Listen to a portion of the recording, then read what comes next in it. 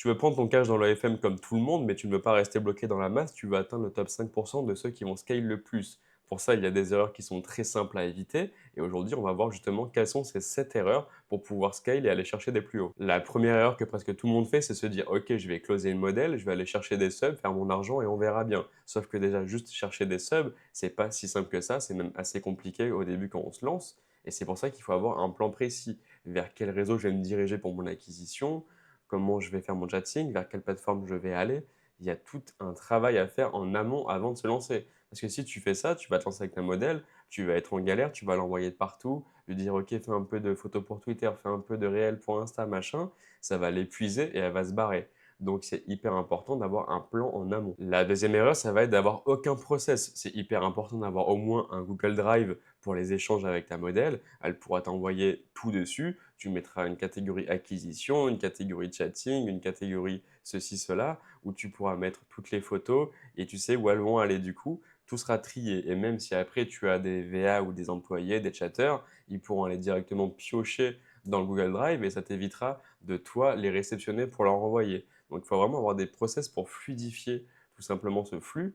Ce qui est intéressant à faire aussi, c'est par exemple d'avoir un canal Discord pour avoir justement les échanges avec ta modèle, les échanges avec les employés. Tu pourras faire des salons où ils pourront pointer leurs heures, où ils pourront mettre des bugs, des reports s'il y a besoin. Tu peux aussi faire ça sur Telegram, par exemple, pour les échanges de médias.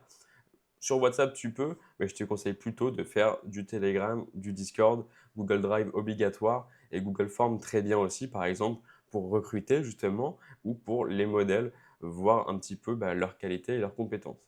Troisième erreur que beaucoup font, que je vois encore, c'est de se disperser de partout, de se dire justement, comme au début on a vu, se dire ok, je vais aller chercher des subs et ils vont aller de partout, ils vont faire du Twitter, du Instagram, du Thread, du TikTok, mais en fait tous les réseaux, et au final ils vont se disperser de partout et ils n'auront pas le temps de bien masteriser un réseau et du coup ils vont être mid, voire nuls partout. Ça c'est l'erreur de base à ne pas faire, il faut se focus sur un seul réseau, tryhard un seul réseau jusqu'à ce que ça pète et que ça marche. Donc, arrêtez de vous disperser et focus un réseau.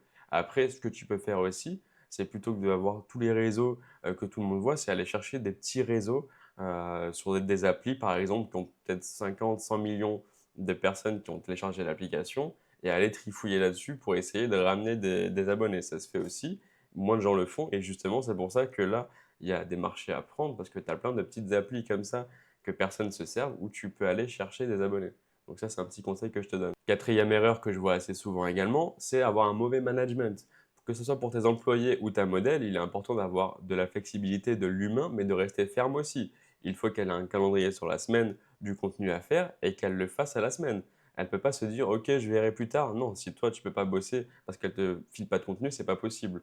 Donc il faut que tu sois ferme tout en soyant dans l'humain pour qu'elle se sente bien avec toi et qu'elle reste. C'est important des fois de faire un point avec elle, même de parler de sa vie pour tout simplement qu'elles se sentent bien et qu'on puisse continuer ensemble. Et c'est pareil pour tes employés, il faut que tu sois ferme, il faut que tu surveilles, mais tout en soyant dans l'humain et avec un peu de compréhension aussi. Mais c'est important de rester ferme avec tes employés. Par exemple, simplement sur les horaires, il faut qu'ils soient toujours à l'heure. Tu peux mettre en place des systèmes de malus, par exemple. Il faut que ça soit droit, mais dans la bonne ambiance, tout simplement. Cinquième erreur qui peut faire peur, c'est de se dire, ok, c'est mon argent maintenant, je vais m'acheter des montres, je vais aller en boîte, etc. Ok, oui, tu peux faire ça avec une partie de ton argent, mais si tu veux vraiment scale, c'est important de penser à réinvestir sur ta boîte.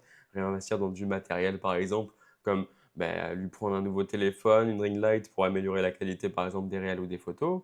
Tu peux aussi réinvestir dans l'humain en prenant des employés en plus, ou réinvestir, par exemple, dans des pubs pour être encore plus visible et faire encore plus d'argent. La réinvestir, c'est pour faire plus d'argent. Donc, il ne faut pas avoir peur de passer le cap et tout simplement réinvestir pour scale.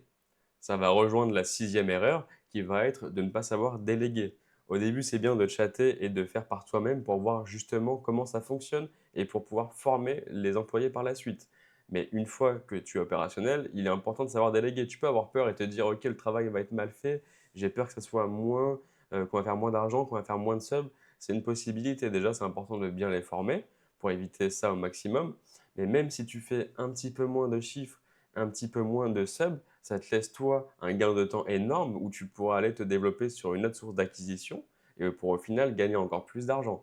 Tu pourras ensuite, une fois que tu auras masterisé cette nouvelle source d'acquisition, mettre également un employé dessus et ainsi de suite et au final, ça va tourner tout seul et tu feras plus d'argent. Donc il ne faut pas avoir peur, au bout d'un moment, de se lancer et de commencer à engager des employés, des VA. Certes, tu vas du coup payer pour eux, mais au final, ça sera un gain de temps énorme et ça sera de la rentabilité par la suite. On finit par la septième et dernière erreur. Là, ça va être d'être un fou des stats. Moi, je vous le conseille, c'est vraiment être fou des stats. Regardez tout le temps, traquer les stats. Il n'y a pas de place pour l'humain, il n'y a pas de place pour le feeling. Ça va être que des chiffres. Donc là, on va suivre les liens. Quel réseau va rapporter le plus? Donc, par exemple, sur chaque compte Instagram, on va mettre un lien où on pourra voir le taux de conversion de chaque compte Instagram. On va voir pourquoi celui-là, il rapporte plus que d'autres. Des fois, ça va juste être une question d'algorithme, mais c'est toujours intéressant quand même de faire des comparatifs. On pourra aussi avoir un comparatif entre plateformes. Ok, est-ce que c'est Instagram qui me rapporte le plus d'abonnés? Est-ce que c'est Thread? Est-ce que c'est Twitter? C'est important de savoir quelle plateforme nous rapporte le plus pour pouvoir justement focus plus ou moins sur une plateforme.